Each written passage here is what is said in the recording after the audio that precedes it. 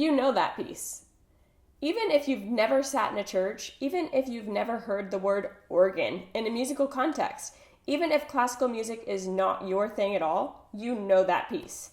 That is the Toccata and Fugue in D minor by Johann Sebastian Bach. And today, we're going to talk about the man who wrote it, why it sounds the way it does, and why, 300 years after he wrote it, it is still the first thing anyone thinks about when they think about the pipe organ.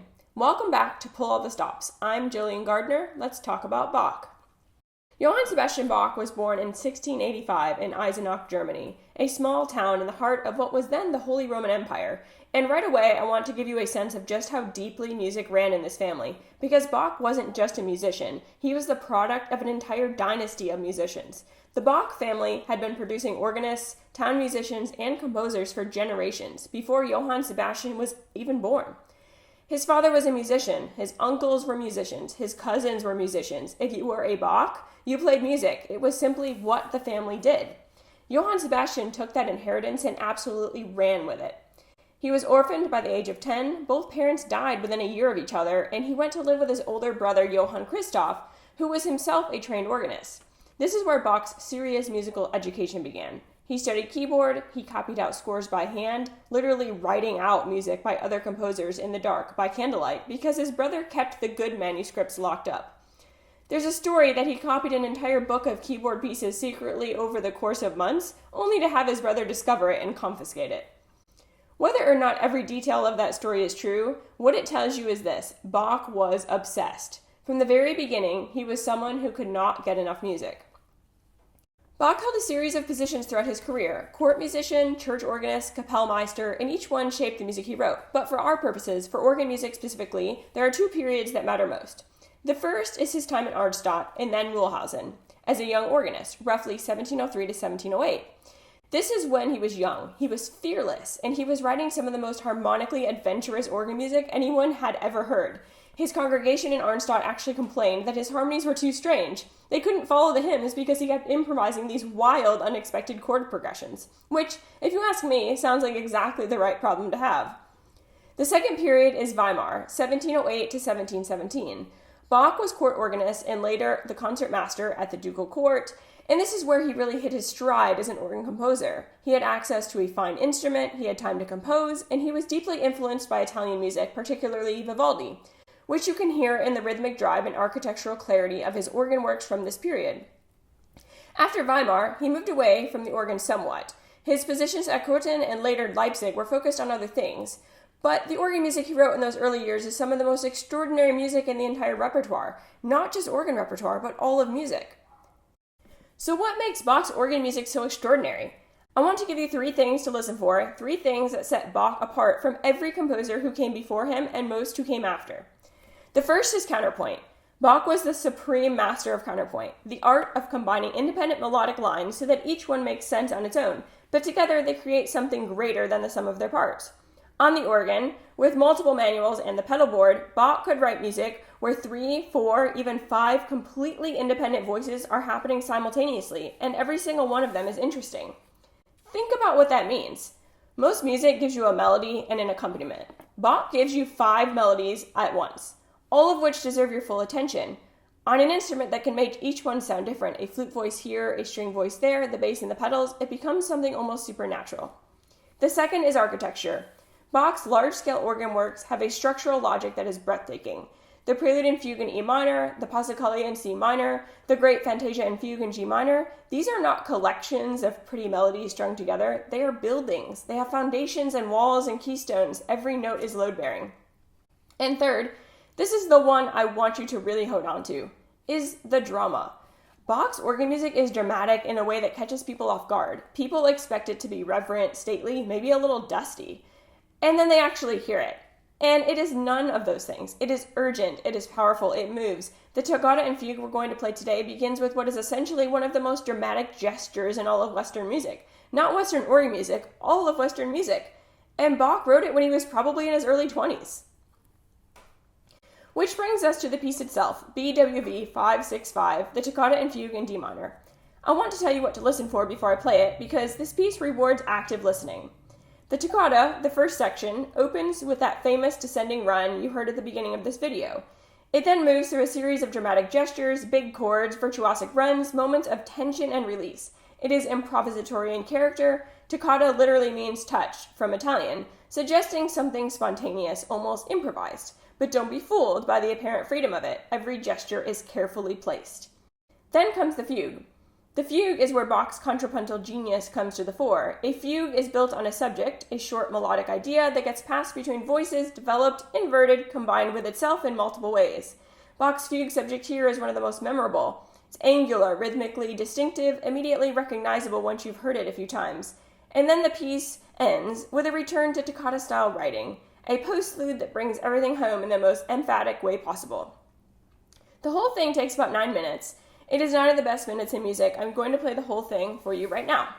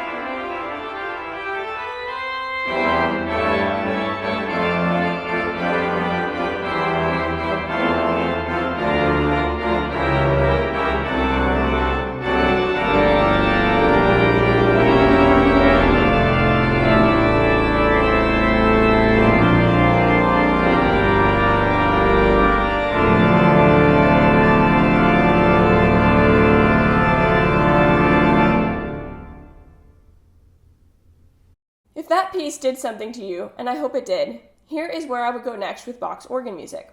The Toccata and Fugue in C minor, BWV 582, is arguably his greatest organ work. It is built on a repeating bass line, a passacaglia, over which Bach constructs 20 variations of increasing complexity before launching into a double fugue. It is staggering in its scope and logic. The Prelude and Fugue in E minor, BWV 548, sometimes called the wedge because of the shape of the fugue subject, is another manuscript of large-scale architecture. And if you want to hear Bach in a completely different mood, find the Schubler chorales, 6 chorale preludes transcribed from his cantatas. They are quieter, more intimate, and heartbreakingly beautiful. We will come back to Bach. You don't do one episode on Bach, but this is where you start. Next on Pull All the Stops, Hymn of the Week. We're looking at A Mighty Fortress is Our God. Martin Luther wrote it in 1529.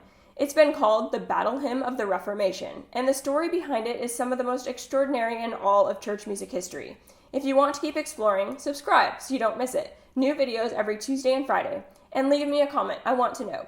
Have you heard the Toccata and Fugue before today? Was it in a movie, a Halloween special, a cartoon? Tell me where you first encountered it. I genuinely want to know. I'm Jillian Gardner. This is Pull Out the Stops. See you Friday.